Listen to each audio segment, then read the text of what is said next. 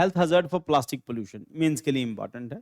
जैसे हम लोगों ने कल परसों मैंने आपको डिस्कस भी किया था कि कोशिश करो कि प्लास्टिक यूज नहीं करो, प्लास्टिक बॉटल्स में पानी नहीं पियो, बिस्लरी की बॉटल्स में पानी नहीं पियो, और जितना हो सके जो चीज़ें प्लास्टिक कंटेनर्स में आती हैं उनको यूज़ नहीं करो। हो सके तो टोमेटो केचप यूज़ नहीं करो। उसमें एक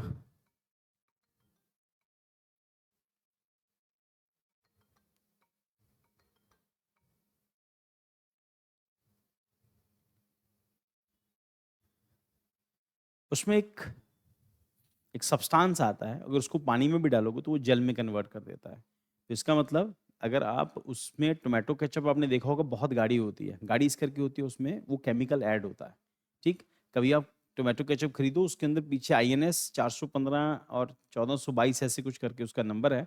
मैं कल लाके आपको दिखा दूंगा, उसकी इमेज दिखा दूंगा कल आपको क्लासरूम के अंदर। तो वो यूज़ नहीं करना चाहिए, है ना।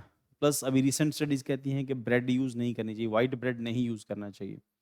और अब ये जो पैराबीन्स होती हैं, ये जो रंग गोरा करने वाली जो क्रीम्स आती हैं कॉस्मेटिक प्रोडक्ट्स में, इसमें बहुत ज़्यादा इनमें ये जो पैराबीन्स होता है वो यूज़ होता है। प्लास्टिक, जो प्लास्टिक बीड्स हैं प्लस माइक्रो प्लास्टिक्स हैं, इसमें बहुत ज़्यादा यूज़ होता है। ब्रश जब टूथ ब्रश करते हैं पुराना हो जाए उसको नहीं यूज़ करना चाहिए, प्लास्टिक जो माइक्रो प्लास्टिक्स हैं आपकी बॉडी के अंदर जाते हैं। और कोशिश हो सके तो मेटल जो बॉटल्स होती हैं वो कंपैरेटिवली बेटर रहती हैं। कॉपर बॉटल्स हैं पानी पीने के लिए, वो कंपैरेटिवली बेटर रहती हैं।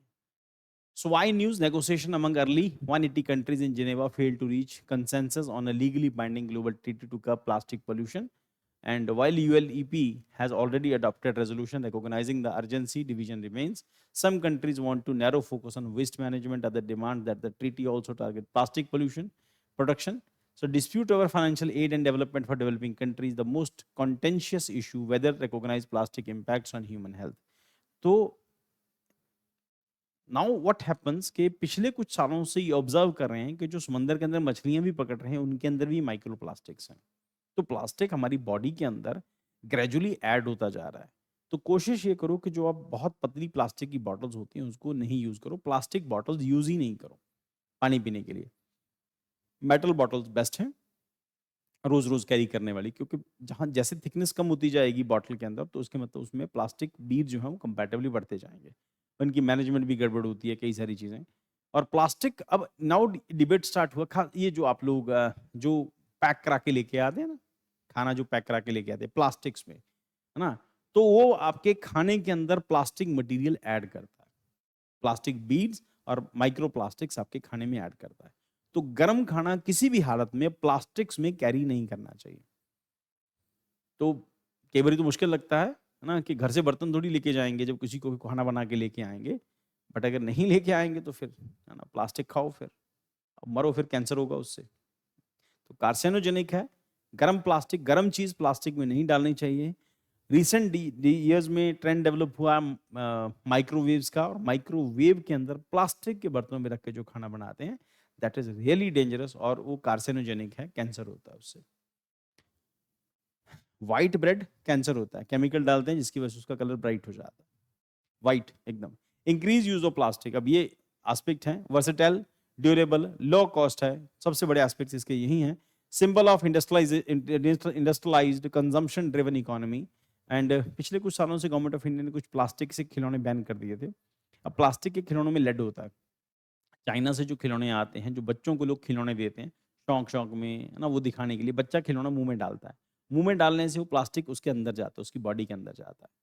और बहुत आप लोग आगे चल के आपके घरों के आसपास जो बच्चों को देखोगे जो प्लास्टिक के खिलौने मुंह में डालते हैं, that is really very dangerous, और बॉडी के अंदर जाएगा तो प्रॉब्लम करेगा बच्चे को।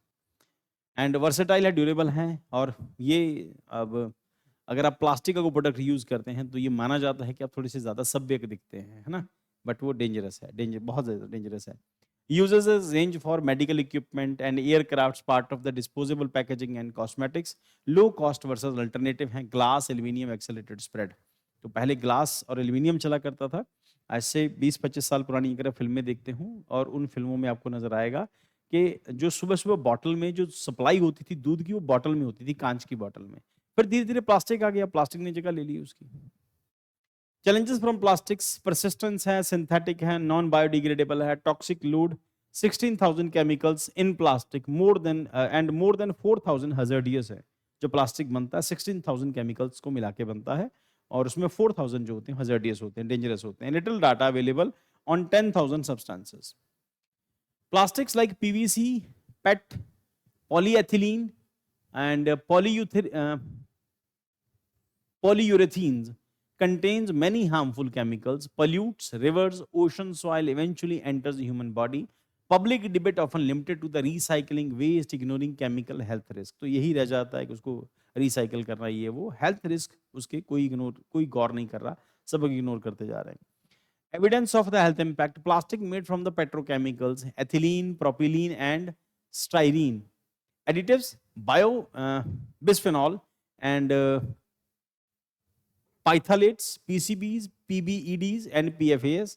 Found in everywhere products of the food containers, bottle, toy, fabric, cosmetic, paint, adhesive, medical bags, and electronics. Studies links exposure to the thyroid dysfunctioning, hypertension, kidney and testicular cancers, and gestation diabetes. ये सब कुछ इसी वजह से हो रहा है। Microplastics and human health defines plastic fragments less than 5 mm. Sources: breakdown of larger particles or additives in product found in human blood, placenta, breast milk, bone marrow. सब जगहों पे प्लास्टिक मिल रहा है। तो अपनी जिंदगी से प्लास्टिक धीरे धीरे करके खत्म कर दो, प्लास्टिक यूज ही नहीं करो। बड़ी मजबूरी हो तब कहीं जाके आप यूज कर सकते हैं, और कम से कम खाना तो प्लास्टिक में बिल्कुल नहीं। देन उसके बाद रिस्क क्या है? Potential immune dysfunctioning, development risk, organ toxicity. Fridge में जो बॉटल्स होती है ना प्लास्टिक की, वो भी प्रॉब्लम क्रिएट करती हैं। हालांकि वो मोटा प्लास्टिक होता है, बट साल भर के बाद उसका भी डीके शुरू हो जाता है, फिर आपकी बॉडी में जाता है। देन उसके बाद परसिस्टेंस प्लस केमिकल लोड, फिर वही पॉइंट है, बना तो अल्टीमेटली पेट्रोलियम प्रोडक्ट चाहिए ना, प्लास्टिक मेड फ्रॉम पेट्रोकेमिकल्स, तो अल्टीमेटली पेट्रोकेमिकल से ही बना है, तो इंपैक्ट उसके आपकी बॉडी पर आएंगे ही, कंफर्म है। Potential immune dysfunctioning, development risk, organ toxicity है, persistence plus chemical load, long term health hazards. India's approach: ban on single-use plastic in 20 states. So-called ban है, single-use plastic अभी भी मिलता है, जितना मर्जी ले लो। देन उसके बाद पॉइंट ये कि उसको बनाने वाली मशीनें बंद हो जानी चाहिए। सरकार वो थोड़ी रिलक्टेंट रहती है, इंडस्ट्री खराब हो जाएगी फिर। तो मशीन नहीं बनेगी तो प्लास्टिक नहीं बनेगा। मशीनें जितनी मर्जी बना लो, प्लास्टिक के ऊपर सरकार बैन कर रही है। Extended producer responsibility: companies must collect share in plastic used. Enforceable weak, limited success है। India does not formally recognize health hazard of plastics, treating it as waste problem. In global talks, India oppose including health impacts and treaty suggestion WHO handle it. Plain liquids के अंदर microplastic, plastic fragments less than 5 mm found in blood, placenta, breast milk, and bone marrow. And plastic compositions के अंदर petrochemicals like ethylene, propylene, and styrene. Hazardous additives, bisphenol and PCBs, ये सब कुछ हमने discuss कर लिया। Number of chemicals more than 60,000 in plastics, 4,000 hazardous and 10,000 impacts unknown. India's policy: ban on single-use plastic, 20 states के अंदर, हालांकि वो इफेक्टिव नहीं है। Extended producer responsibility framework in global talks opposes inclusion of the health issues suggested, WHO handles it. UNEP role driving global treaty negotiation plastic pollutions.